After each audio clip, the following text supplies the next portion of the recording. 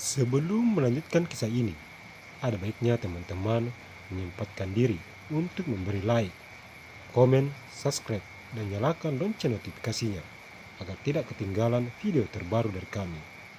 Terima kasih.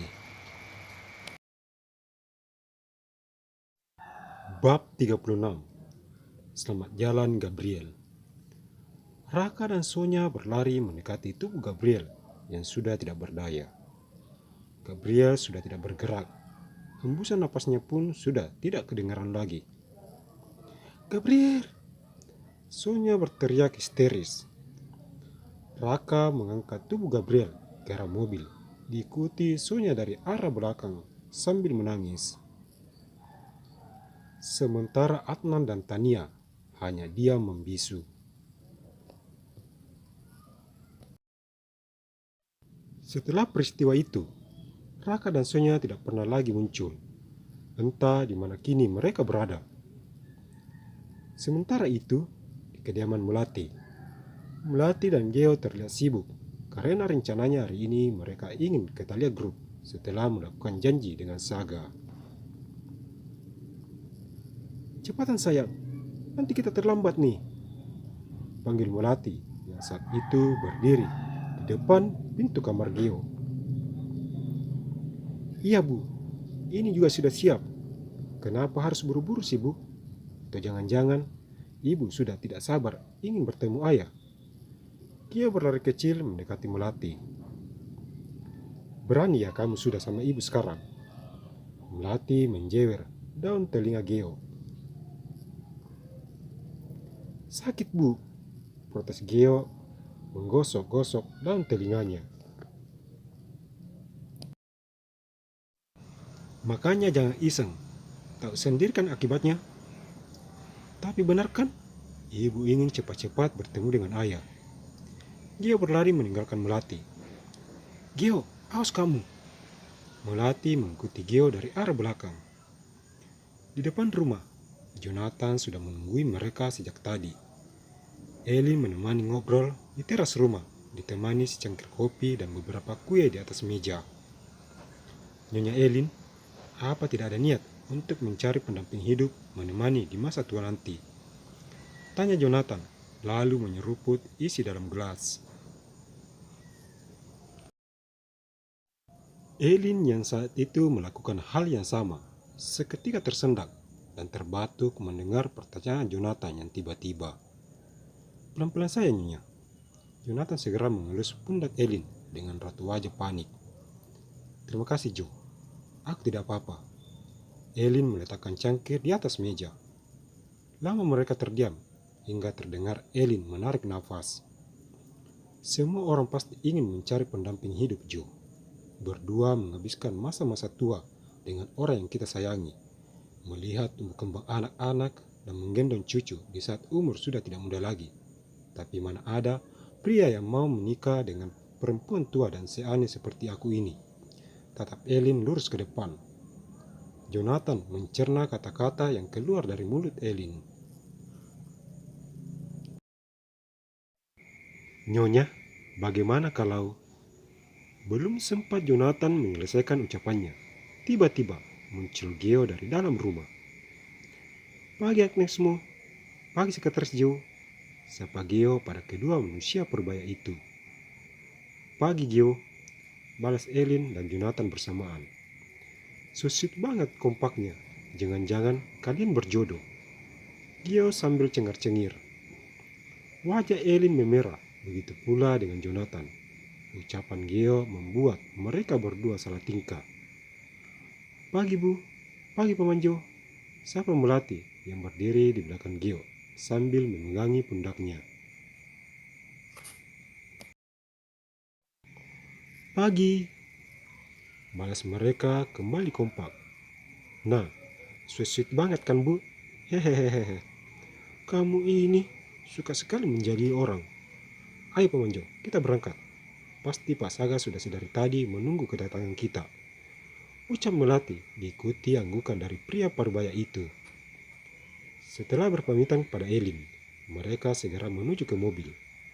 Mobil yang dikemudikan oleh Sekretaris Jo melaju sedang menuju ke arah perusahaan Thalia Group.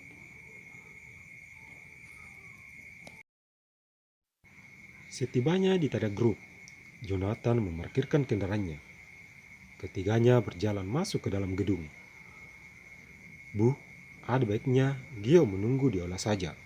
Gio tidak ingin mengganggu rapat penting kalian, ucap Gio saat mereka sudah berada dalam gedung. Baiklah, tapi kamu jangan kemana-mana.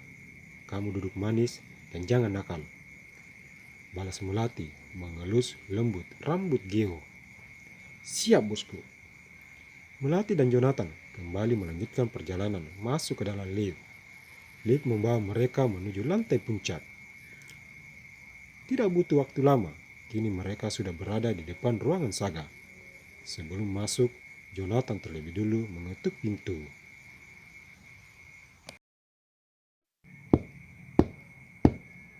Masuklah, pintunya tidak dikunci. Terdengar suara Saga dari dalam sana. Jonathan membuka pintu dan mempersilakan Melati untuk masuk. Tampak Saga sedang duduk di kursi depan meja kerjanya, fokus menatap ke layar laptop. Apa tugasmu sudah selesai? Saga yang masih asik menatap ke arah layar sambil menaikkan jar jemarinya di atas skyward. Sudah tuan, ini Nyonya Melati sudah ada di sini. Silakan duduk Nyonya, balas Jonathan, lalu mempersilakan Melati untuk duduk di sofa.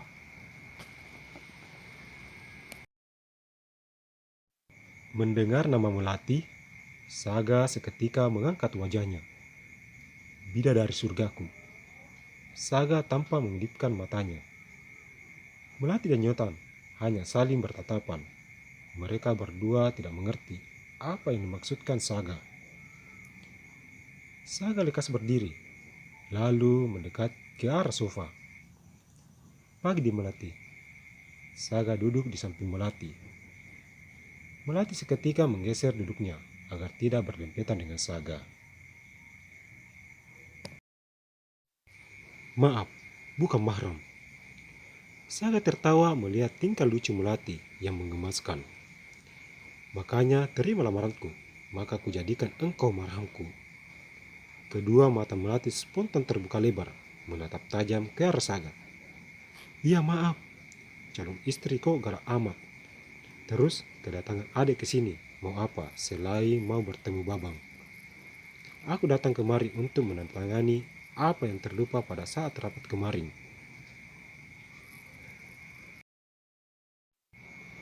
Oh itu, Babang sudah persiapkan semuanya. Dek Melati bisa langsung menandatanganinya.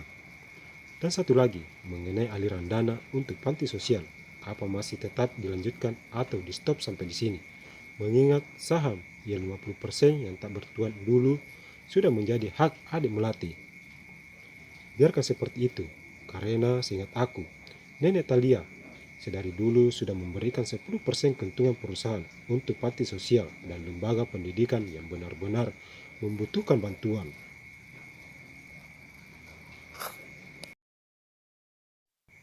Tidak salah aku memilihmu, Dinda.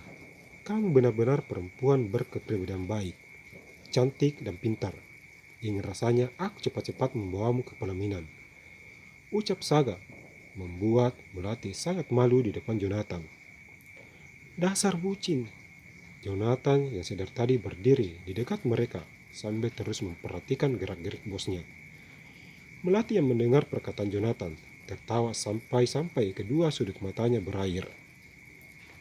Apa katamu, Jo? Coba ulangi sekali lagi, bentak Saga. Maaf tuan, saya keceplosan. Jonathan sedikit menunduk. Bulan depan, gajimu akan aku potong. Hanya gara-gara kata bucin, sampai-sampai gaji terpotong. Bos macam apa dia ini? Omel Jonathan dalam hati. Tidak beberapa lama kemudian, urusan Melati di Thalia Group akhirnya selesai juga. Pak Saga, aku pamit dulu. Aku khawatir dia pasti sudah bosan menunggu di aula. Ucap Melati sambil memasukkan beberapa berkas ke dalam tas. Loh, kenapa tidak ajak sekalian kemari? Selain aku rindu padamu, aku juga rindu dengannya. Geo tidak mau ikut sebab dia tidak mau mendengar kamu terus-terus merayu ibunya. Melati berdiri dari tempat duduknya. Seketika, Saga tertawa mendengar ucapan Melati. Dia benar-benar senang, membuat wajah Melati merah merona. Tidak lama kemudian, Saga mengantar Melati keluar sekalian untuk bertemu Geo.